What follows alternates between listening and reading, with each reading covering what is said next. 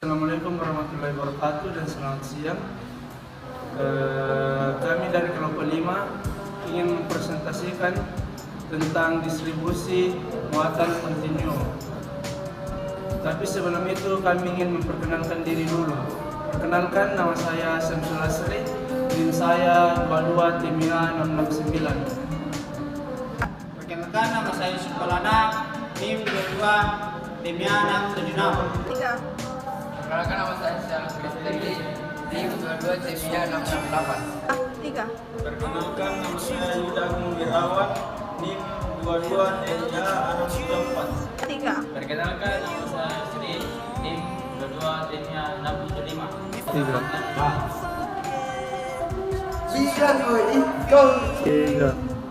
Perkenalkan, nama saya Sera Rapa, NIM 22 TMA 672. Perkenalkan, nama saya Yusuf Sira, NIM 22 Timia 673. Perhitungan media medan listrik menggunakan hukum Gauss untuk beberapa distribusi muatan yang sangat simetris, misalnya bola bermuatan seragam, garis muatan tak hingga, berdasarkan simetrinya mempunyai medan listrik yang konstan dan tegak lurus permukaannya. Permukaan Gauss adalah permukaan yang biasa dipakai untuk menghitung medan listrik menurut hukum Gauss. Diskontinuitas EN. Diskontinuitas medan listrik adalah peristiwa tidak kontinu atau tidak berlanjutnya grafik terputus dan besarnya berbeda jauh. Nilai medan listrik suatu bidang bermuatan di beberapa titik medannya. Misalnya pada kulit bola bermuatan.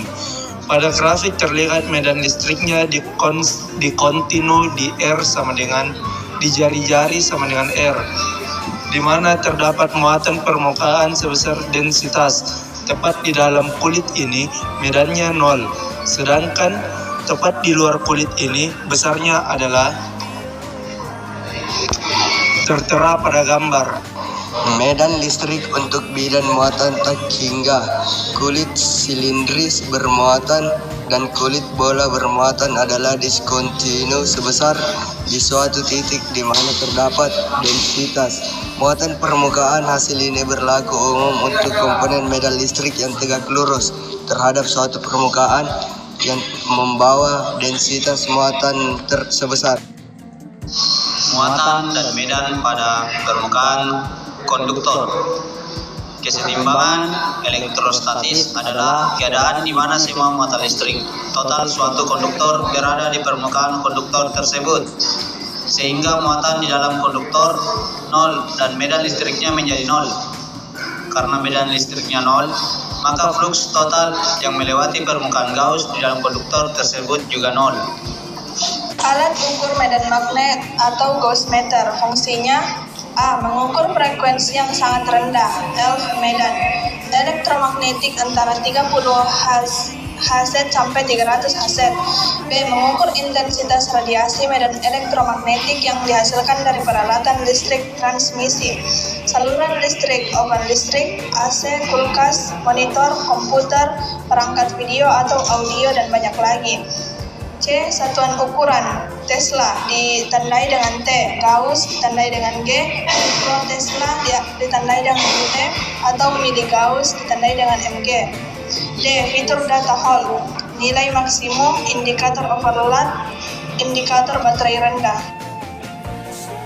Contoh permukaan bola-bola jari R yang berpusat pada muatan tersebut seperti yang tertera pada gambar. Contoh permukaan bola berjari-jari berpusat pada muatan tersebut.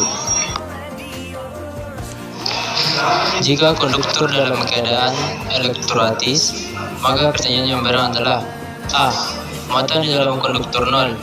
B. Besar flux total adalah 1 per elemen 0 kali muatan total di permukaan Gauss yang berada di dalam konduktor.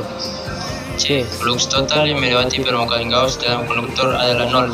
D. Medan listrik tegak lurus permukaan konduktor. Pembahasan 2. Dari pembahasan di depan, kita telah mengetahui bahwa dalam keadaan elektrostatis, semua muatan listrik total suatu konduktor berada di permukaan konduktor tersebut. Oleh karena itu, muatan di dalam konduktor 0 medan listriknya pun menjadi nol. Karena medan listriknya nol, maka flux total yang melewati permukaan Gauss di dalam indikator tersebut juga nol. Pada permukaan suatu konduktor yang berbeda dalam keseimbangan, medan listriknya harus tegak lurus terhadap permukaannya. Jika terdapat sebuah komponen tangensial dari medan listrik, maka muatan bebas di dalam konduktor tersebut akan bergerak sampai komponen ini menjadi nol.